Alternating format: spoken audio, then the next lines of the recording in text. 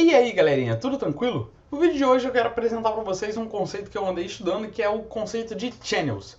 E aí cara, basicamente antes de eu falar sobre o que é channels e sobre os dois métodos de channels que têm sido utilizados dentro da rede Ethereum, eu estou falando dentro da rede Ethereum simplesmente porque foram os exemplos que eu mais vi, beleza? Mas provavelmente outras blockchains têm usado esse mesmo conceito de channels, já que ele não é preso a uma blockchain, ele é só uma tecnologia que está sendo utilizada, beleza?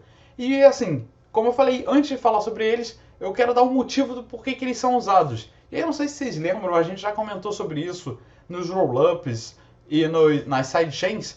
Cara, basicamente é uma das maneiras com que os desenvolvedores das blockchains têm encontrado, então, de melhorar a usabilidade das blockchains. Usabilidade em que sentido? Bem, a ideia é reduzir a taxa e reduzir, então, o congestionamento.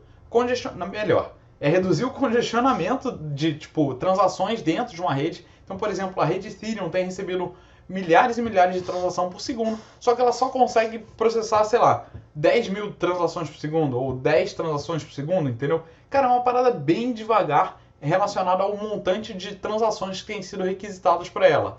E aí, qual é o problema disso? Bem, isso aumenta então a taxa e aumenta, obviamente, o tempo de espera que quando você faz uma transação ou eu fizermos uma transação, a gente vai ter que ficar esperando para nossa transação ser aprovada naquela rede, beleza? E aí, só para lembrar para vocês, por que a gente está usando então channels, rollups, sidechains, etc. Basicamente a gente usa porque toda vez que a gente tenta investir diretamente na blockchain em um quesito, a gente acaba pecando em outros dois. E o que seria isso? Cara, isso é basicamente esse trilema aqui, ó, que eu coloquei aqui do lado. Trilema, nossa, minha letra ficou horrível, mas tudo bem. A ideia é basicamente esse trilema daqui. Então toda vez que, por exemplo, a gente investe muito em segurança e deixa uma rede muito segura, a gente acaba pecando então, ou tendo perdas na descentralização e na escalabilidade. Ou então, sei lá, a gente investe muito em descentralizar a rede e aí a gente acaba tendo então problemas de segurança e escalabilidade também. Beleza? Então por isso, a gente está tentando então desenvolver técnicas que meio que trabalham off-chain, né? Tipo, fora da rede principal, fazem o que tem que fazer e depois, sei lá, retornam alguma coisa então para essa rede principal saber o que aconteceu do lado de fora dela, beleza? É como se a gente estivesse criando, cara, aqui a rede principal fosse uma grande bolha e a gente faz pequenas bolinhas aqui que no final acabam trocando algum tipo de informação com essa bolha gigante, beleza? A ideia é tipo o dividir para conquistar, tranquilo? Então bora lá. A primeira parada que eu quero mostrar para vocês é basicamente o que é, então, o conceito de channel. E cara, é o seguinte, a gente na mainnet, né, tipo a mainnet aqui, a gente tem então uma penca de transações que eu representei aqui. A gente tem a transação 1, 2, 3 e assim por diante. E isso tá tipo rolando freneticamente ali na blockchain. Então a ideia, só que assim, o lance é, às vezes, algumas dessas transações é entre as mesmas carteiras, né, as mesmas pessoas. Então, sei lá, digamos que essas três primeiras transações aqui aconteceram entre a pessoa 1 e a pessoa 2. Cara, por que eu preciso então representar tipo três transações seguidas entre as mesmas pessoas e às vezes essas transações foram de valores muito pequenos? Então, ao invés da gente representar isso, por que eu não pego, isolo essas duas pessoas, tipo, deixo elas off-chain, né? Tipo, eu faço um pequeno isolamento delas, conecto só elas duas, então, tipo, vou pegar a pessoa 1 aqui, vou pegar a pessoa 2, vou fazer uma pequena conexão entre elas, como se fosse isso daqui, fosse uma mini rede, e aí eu vou deixar elas transacionarem aqui pra caramba, beleza? Transação linha número 1, número 2, 3 e assim por diante. E aí depois de um tempo, eu pego todas essas transações aqui e falo, cara, vou fazer agora um compiladão. Eu pego isso, faço o cálculo de todas essas transações e chego no final de uma única transação em que, sei lá, a pessoa 1 transferiu para a pessoa 2, sei lá, 10 Ethereum.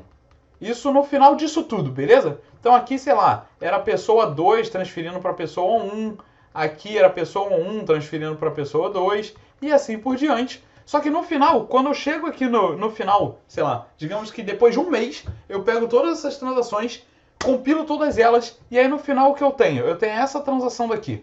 Uma única transação entre essas duas pessoas. E aí agora sim, agora que eu já fiz esse compilado, né, eu já falei, cara, até aqui foi aceitável toda essa troca de transações, a partir daqui eu vou ter que abrir então, tipo um novo pacote, digamos assim. É como se fosse... Cara, imagina o seguinte, você e um amigo seu saem direto lá com frequência, vocês vão pra bar, vão pra balada e tal, ou vão pra cinema, coisas do tipo.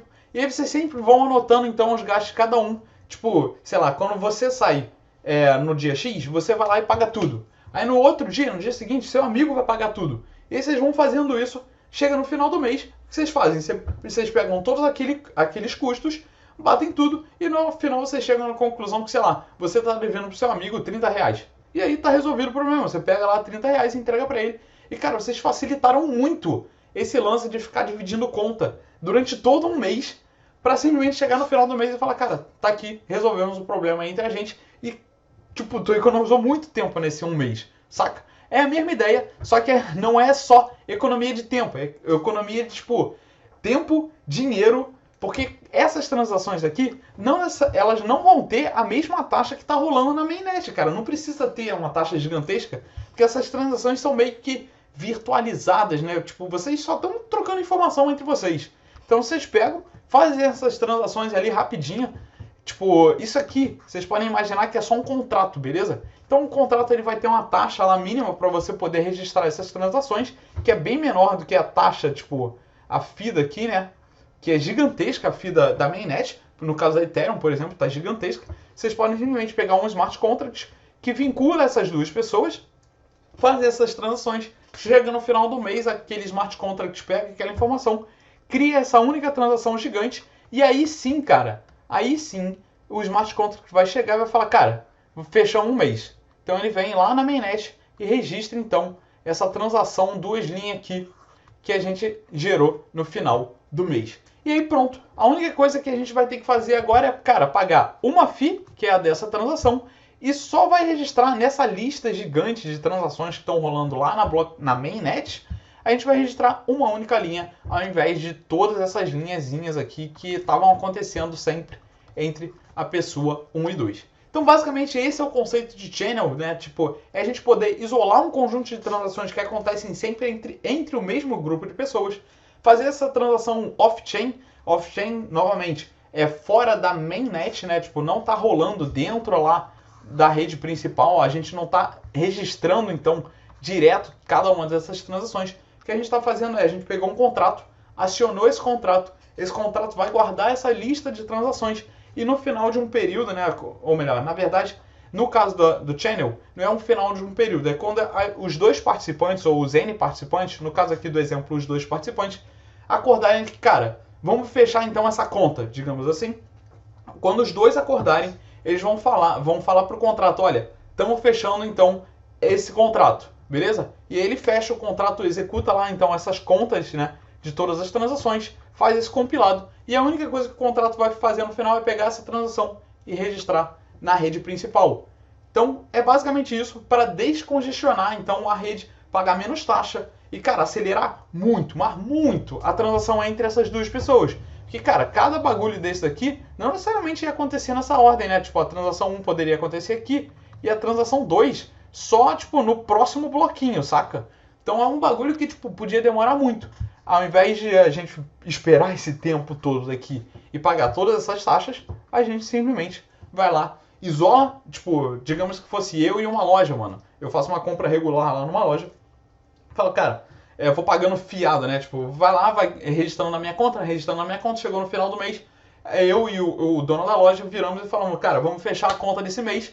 A gente manda o contrato, fechar a conta, o contrato faz as contas todas e fala, ah, Gabriel tá devendo um X pro cara lá da loja. E aí pronto, eu pego, né? Tipo, o contrato pega esse dinheiro e transfere. Ah, isso é um detalhe importante. Toda vez que as pessoas abrem esse contrato, ou seja, elas acionam o contrato para abrir essa lista off-chain, né? Essa lista meio que tipo fora da rede principal, que só vai acontecer entre elas duas, a pessoa 1 e a pessoa 2 vão ter que prender então um montante de dinheiro, cara. Tipo, um montante aqui de dinheiro. Cada uma delas vai ter que travar um montante dentro desse contrato. Dessa maneira, o contrato garante que no final, tipo, no final da transação dele, né, tipo, nesse término daqui, onde a gente faz o compilado, vai rolar então uma transação de uma pessoa para outra, ou seja, tipo, o balanço não vai ficar tipo desbalanceado, ninguém vai roubar dinheiro de ninguém, beleza? Então é assim que o contrato garante. Eu tinha esquecido disso e essa é uma parada muito importante.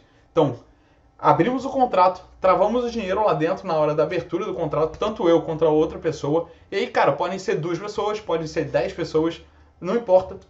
Basicamente a ideia é que, tipo, todas as pessoas participando daquele contrato vão injetar uma grana inicial, travar essa grana dentro do contrato e ficar esse período todo sem ter que ficar registrando, então, transações, tipo, e pagando taxas bizarras na rede principal. Chegamos no final de um período, todo mundo entrou no acordo e falou, cara, vamos fechar essa conta? Bora fechar essa conta.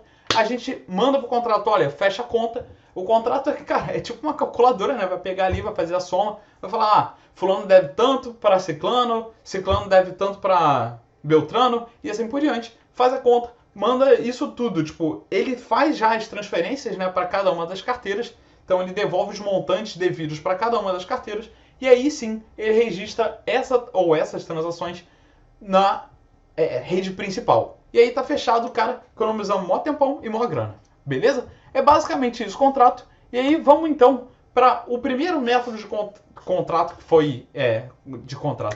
de channel que foi criado. Foi justamente o channel de pagamento, que é o Payment Channel. Cara, a ideia era simplesmente pegar então, tipo, 2 pessoas, ou 3 pessoas, ou N pessoas, abrir um contrato. Ah, isso é um detalhe um pouco interessante, eu ainda não sei explicar direito para vocês, mas é o contrato do tipo multisig. O que isso significa? Que para uma transação ser validada, essa única transação tem que ter múltiplas assinaturas. Eu não sei se vocês lembram lá do vídeo do blockchain, que eu não lembro, dá uma olhada lá rapidinho, que eu falei que para cada transação, né, cada uma dessas transaçõezinhas que rola na blockchain, a gente teria que ter uma assinatura vinculada aqui para considerar que ela seria válida. No caso de um contrato multisig, não basta uma assinatura aqui. Ele tem que ter, tipo, a maioria das pessoas que participam no contrato tem que estar assinando, validando aquela transação. Como assim? Cara, imagina que a gente acabou de abrir um contrato. Esse contrato tem 10 pessoas. Basicamente, o que acontece é que a gente tem, tipo, daqui 6 pessoas vão ter que assinar uma única transação para falar que essa transação é uma transação válida. Ou seja, todo mundo tem que dar um approve falando, mano, essa transação realmente rolou. Dessa maneira a gente garante que ninguém, tipo, meio que toma posse da parada, né, tipo, do contrato. E aí, bem, isso é basicamente o que eu entendi até agora desse contrato multisig. Eu não sei explicar muito bem, mas só salientando aqui, né, que, tipo, esses contratos de channel são multisig. Ou seja, as pessoas participantes, no caso, tipo, 2 pessoas participando, significa que as duas têm que assinar cada uma das transações para falar, olha, essa transação é válida. A próxima transação é válida. Quando as 2 pessoas também quiserem, cara, vamos fechar o contrato, as 2 pessoas têm que mandar o comando de vamos fechar o contrato e mandar a assinatura delas. Caso contrário, o contrato, tipo, não aceita aquela transação ou aquele comando. Beleza? Então, voltando pro payment, cara, a ideia era justamente só rolar payment. Então, imagina que tem 2 pessoas fazendo o pagamento, tipo o exemplo que eu usei, tipo, eu e um cara de uma loja. A gente vai lá, abre um contrato desse, e eu fico registrando, então, tipo, as minhas transações de uma maneira rápida. É como se eu estivesse fazendo uma troca muito rápida, sei lá, uma alta frequência, ou estivesse fazendo várias compras direto com alguém. Ao invés de eu fazer isso na mainnet, né, ficar esperando a mainnet me responder, validar a minha transação, entrar no bloco, etc., e eu pagar todas aquelas taxas, eu simplesmente vou lá, pego um contrato desses, abro um contrato junto com aquela pessoa, e a gente fica meio que, tipo, num sistema de crédito. A gente registra várias transações entre eu e ele, várias. Chega no final de um período, a gente entra num acordo e fala, cara, vamos fechar? Bora fechar. Então, depois da enésima transação daqui, a gente fecha, faz um compiladão e chega numa única transação TX aqui, bonitona. O contrato vai pegar essa transação, vai registrar lá na blockchain, como se, sei lá, eu transferi pro Zezinho, pro Zé lá da loja de café, sei lá, 0.2 Ethereum. Beleza? E aí, cara, é isso. Fechamos o contrato, segue a vida, bora pro próximo. Basicamente é isso, cara. O payment, ele de verdade só serve, era um contrato que só servia para registrar uma lista de transações, chegar no final, compilar, fazer uma única transação e registrar ela na mainnet. E é isso, acabava o contrato. Era assim que funcionava. Aí os caras da blockchain tiveram uma sacada de, mano, às vezes eu não quero só guardar às vezes eu quero guardar algum estado dentro do contrato. Como assim o estado? Imagina o seguinte, gente. Imagina agora que eu tenho dois malandros jogando tipo, o jogo da velha. E sim, eu estou usando um exemplo do jogo da velha, não importa que é um exemplo besta, mas ele tem estados. Ou seja, eu começo com o jogo da velha sempre vazio, e aí o próximo estado seria tipo quando, sei lá, o jogador 1 aqui fez a jogada de colocar a bolinha nessa casa aqui, mano. E aí ele fez essa jogada no primeiro contrato, naquele contrato de payments, eu não conseguia registrar. Então, basicamente, o que os desenvolvedores fizeram, eles criaram o State Channel, mano. State Channel é basicamente o mesmo conceito do payment, ou seja, ele guarda também cada uma das transações, mas junto das transações, ele também é capaz de guardar estados de alguma coisa. Então, digamos que o meu contrato, mano, ele fosse um jogo da velha, onde duas pessoas estão apostando dinheiro de verdade, né? Tipo, estão apostando dinheiro dentro da blockchain, beleza? Então, cada um deles está apostando Ethereum ali no jogo da velha. E aí, o que acontece? Mano, esse aqui rola o primeiro jogo, beleza? Esse aqui é o jogo número 1. Começa nesse estado, o jogador 1 faz essa jogada, depois o jogador 2 faz essa jogada, e vai jogando, até que no final a gente vê aqui, ó, que o jogador 1 ganhou esse jogo. Então, mano, a gente registra a transação TX1 aqui, e isso tudo aqui, cara, todas essas mudanças de estados que aconteceram até esse ponto daqui, inclusive nesse ponto, claramente, a gente simplesmente registrou dentro do nosso contratinho. Eu não precisei de nada externo, mano. Eu só registrei cada um dos estados do jogo da velha dentro do próprio contrato. Dessa maneira eu sei que ninguém tá roubando, porque, mano, para cada um desses estados aqui, eu precisei da assinatura do jogador 1 e do jogador 2. Então os dois acordaram de que, mano, essa jogada aconteceu. Depois os dois acordam que essa jogada acontece. E assim por diante, até que no final os dois vão acordar que, cara, acabou ali, o jogador 1, no caso aqui, ganhou esse jogo, a gente registra uma transação deles dentro do contrato ainda. Eu não tô indo na mainnet, eu tô fazendo ali porque eles acordaram que eles vão jogar, sei lá, 10 jogos. Então esse aqui foi o primeiro jogo. Depois eles vão lá e jogam o segundo jogo, e o término dele é que o jogador 2 ganhou. Então eu registro aqui uma nova transação T2. E eu faço isso, cara, pro terceiro jogo, pro quarto jogo, pro quinto jogo, até o 10º jogo. Chega no 10º jogo, eles falam, cara, beleza, fechamos, fizemos os 10 jogos. Agora vamos fechar esse contrato. Então os dois vão lá e falam, beleza, vamos fechar o contrato. Aí eles acionam o contrato pega então, tipo, ele tem o registro de todos os estados de cada uma dessas partidas, beleza? Que cada um deles aceitou, e ele tem também o registro de cada uma dessas transações aqui. Beleza? Então ele vai, pega ali, faz o compilado de transações, e a única coisa que ele joga lá dentro da mainnet é a transação final, ou seja, ele pegou cada uma das transações, fez as somas, esses caras, novamente, quando eles abriram o contrato, esse cara aqui travou um dinheiro, e esse cara aqui travou um dinheiro, beleza? Então tem dinheiro locado aqui. Locado, beleza? Ó, vou até fazer o cadeadinho aqui. Cadeadinho aqui também. Então, cadeadinho, pá. Os dois travaram o dinheiro, fizeram lá os jogos todos. Chegou aqui no final, o contrato vai destravar esse dinheiro, beleza? Então, destrava os dinheiros. Devolve para esse cara daqui, sei lá, X, e para esse cara daqui, Y. Por que X e Y, né? Por que não o mesmo montante que eles colocaram no início?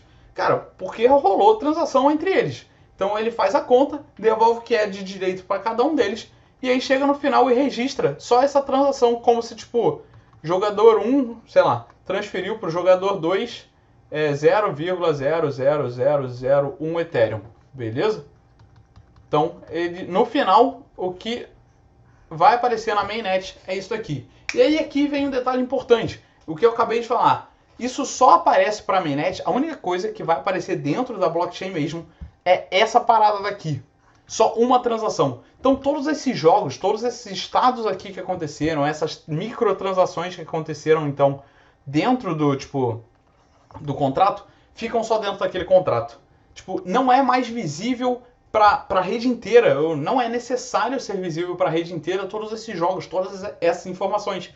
A única coisa que a rede vai ter no final dela registrado é essa única transação. Isso é muito legal também, se você estiver fazendo transação entre pessoas e você não quer, tipo, sei lá, por algum motivo, você não quer publicar essa troca de dados, né, de dinheiro entre dois indivíduos. Então é legal também porque você meio que consegue dar uma privacidade melhor para as pessoas fazerem essas transações entre elas sem que a rede inteira precise ficar sabendo. Então, tipo, cara, esses dois malucos, ninguém precisa ficar sabendo como é que eles jogaram o jogo da velha, tá ligado?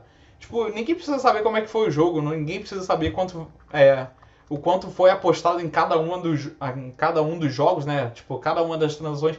O que a rede precisa saber no final da história, mano, para registrar lá o sistema financeiro, é simplesmente esse resultado daqui, mano. É o resultado final. Que é basicamente esse resultado aqui também, né? Tipo, segundo o nosso exemplo. Então, basicamente, a rede só precisa saber que, cara, no final do dia, mano, no final do dia, né? No fechamento daquele contrato, a pessoa 1 transferiu para a pessoa 2 esse montante daqui. E é isso. O resto das informações, cara, a rede não precisa saber de nada disso. A rede não precisa guardar essa informação, mano.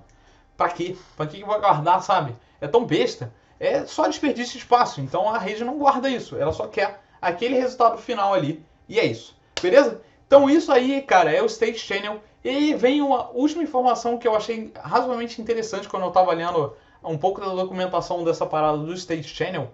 Que é basicamente, cara, e se rola um desentendimento, né? Se em algum momento algum deles, sei lá, perde a conexão com a internet. Ou então, tipo, algum deles... Ah, isso é um detalhe importante também. Em qualquer instante do contrato. Então, tipo, nesse caso aqui do jogo da velha, se um dos dois desistisse de jogar aqui nesse ponto, esse jogador poderia virar pro contrato e falar, cara, fecha pra mim. E aí o State Channel, cara, é só o State Channel, beleza? Pelo que eu entendi, o Payment Channel não tinha isso. Mas o State Channel, ele permite que uma pessoa individualmente possa ir lá e mandar o contrato fechar, ou seja, terminar a execução aqui. Então, digamos que tipo, rolou o jogo 1, o jogo 2, o jogo 3, e aí no jogo 4, um deles dois virou e falou, cara, cansei de jogar o jogo da velha, quero acabar com essa parada. Aí ele manda o contrato fechar, e aí o que acontece? Tipo, pô, eles tinham acordado 10 jogos, mano, só que ele parou ali no meio. O que o contrato vai fazer? Cara, basicamente o contrato vai pegar o último estado que foi aprovado por todo mundo e vai publicar isso na rede principal. Então, cara, até onde eu sei, a última parada que tinha sido aprovada foi transação 1, 2 e 3, né? Essas três transações... Deixa eu até mudar a cor para ver se facilita um pouco a visualização aqui. Mas basicamente vai ser essa aqui e essa aqui, beleza? Então, o que vai acontecer? Basicamente isso aqui. O contrato vai parar aqui, vai publicar o resultado da transação 1, 2 e 3, beleza? Como se fosse uma transação linha, né? Vai publicar uma única transação novamente, ele vai fazer esse compilado. Por quê? Porque aqui foi o último estado aprovado pelos dois jogadores. Então ele pega esse último estado, manda isso para a rede principal e fala, cara, tá aí. O lance é, eu não sei se vocês lembram que eu falei no Rollup, mas, cara, essa transação que é meio intermediária, a gente não sabe se ela é exatamente verdadeira. Digamos que a gente estava num estado ali, o contrato estava num estado que era um pouco questionável. Tipo, as pessoas meio que aprovaram, ou então, tipo, a maioria das pessoas... Lembra que eu falei que não precisa ser sempre entre duas pessoas? Então, digamos que, tipo, a gente tinha 10 pessoas, e aí essas pessoas entraram em desacordo e 6 delas resolveram trollar o bagulho e mandaram essa transação aqui, então, para, tipo, pra mainnet. Como a maioria votou que a transação era ok, elas meio que tomaram o poder daquele contrato, né? Tipo, elas estão de malícia, beleza? 6 pessoas estão de malícia, 4 pessoas não estão de malícia. Estão jogando ali, usando o contrato honestamente. Só que 6 delas resolveram, tipo, vamos trollar aqueles outros 4. Aí eles vão lá, mandam fechar o contrato. Pro contrato aquilo é um estado aceitável, né? Já que a maioria aceitou como um estado verdadeiro. E ele vai lá e publica isso na mainnet. O lance é que ele publica isso na mainnet, só que essa transação daqui, ela não vai ser executada instantaneamente. Eu não sei se vocês lembram que eu falei no Optimistic Rollup, que a gente dá sempre uma janela para alguém comprovar que aquela transação é falsa. E a mesma coisa vai acontecer aqui.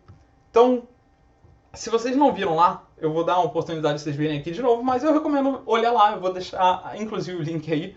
Mas basicamente o lance é o seguinte. Cara, essa transação aqui vai ser publicada então na mainnet, só que ela não vai ser, tipo, no instante T0, ela não vai ser executada. Beleza? Ela não é executada aqui. Então a gente vai dar um tempo, digamos, sei lá, uma semaninha. Então, uma semana depois, se ninguém questionar essa transação, aí sim a gente faz pô, tá validada, pode ser executada, e aí tá GG. O lance é que dentro dessa janela daqui, alguém pode vir e falar, cara, essa transação aí não é válida. Então no caso aqui, do nosso exemplo, os outros 4 caras iriam aqui na rede principal, né? Foi mal. Opa. Iriam lá na mainnet. E iam falar, mano, essa transação daí é falsa. Isso aqui foi treta que os malucos tentaram fazer. E aí eles vão mandar uma prova, que é esse fraud proof. Eles vão mandar uma situação, eles vão demonstrar de alguma maneira, que eu ainda não sei exatamente explicar pra vocês o como, mas eles vão mostrar que, cara, isso foi meio que tipo abuso de poder dentro do contrato.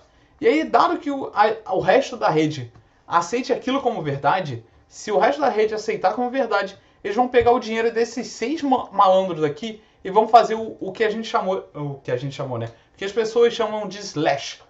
Lembra que, tipo, eu falei pra vocês que todo mundo que entra no contrato trava uma grana? Então, a ideia do slash é simplesmente essa grana deles vai ser, tipo, removida deles na marra. Não importa o que estava rolando antes, eles simplesmente vão perder essa grana.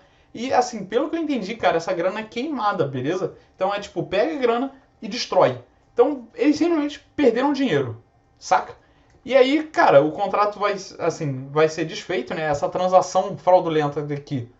Opa, essa transação fraudulenta vai ser desfeita. Ela não vai existir dentro da mainnet. E esses 6 malucos daqui vão tomar, cara, o slash. O bagulho mano, é perder grana mesmo. Então, ó, esse dinheiro aqui vai para o ralo.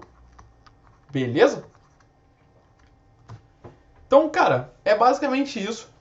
A ideia disso aqui é justamente evitar esse tipo de abuso de poder e evitar também que as pessoas, tipo, a maioria das pessoas, tente publicar ou parar o contrato em alguma situação em que seja, tipo, uma transação não válida, beleza? Então, mesmo que eles tomem o poder sobre o contrato, ou mesmo que eles consigam parar numa situação questionável o contrato, as outras pessoas que participam daquele contrato, ou outra pessoa que nem participou do contrato, pode estar só na mainnet e ver aquilo como uma transação não válida. Cara, não, lembrei. A ideia do fraud proof aqui vai ser um pouco de tipo, criptografia, um pouco de matemática, se eu não me engano. Então os caras vão pegar ali, vão tentar refazer as transações e vão ver, cara, isso aqui é falso. As pessoas vão acessar então o contrato, as pessoas, né? O software dessas pessoas vai entrar lá no contrato, vai pegar o contrato, vai ler os estados, vai ver as transações e vai falar, pô, rolou abuso de poder mesmo. Vai publicar isso para a rede aceita isso e aí o fraud proof foi comprovado. Então esses malucos daqui tomam um slash, perdem a grana e os outros 4 malucos então vão ter o dinheiro meio que retornado para eles, beleza? Basicamente não é que eles retornaram, é porque a gente desfez então essa transação daqui. É como se ela nunca tivesse acontecido mesmo dentro da mainnet, beleza? Então é isso, valeu, falou e até a próxima!